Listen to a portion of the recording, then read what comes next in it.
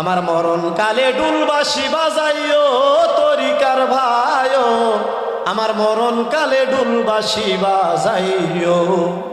কলিমা কালাম ভাই কোনো কিছুর দরকার নাই, আমার গাউসে পাকের গুণ গীতি গাইও তরিকার ভাইও, আমার মরণ কালে ডুলবাসি বাজাইও। নাউজুবিল্লাহ বলেন। তারা কি বলে শুনেন, শরীয়তের সব কিছু বাদ, মরার সময় কালামেরও দরকার নাই, কালিমারও দরকার নাই। অথচ আল্লাহর রসুল হাদিসের ভিতরে বলেন, যেই ব্যক্তির শেষ কথা হবে মান কানা আখিরু কালামিহি লা ইলাহা ইল্লাল্লাহ দাখালাল জান্নাহ।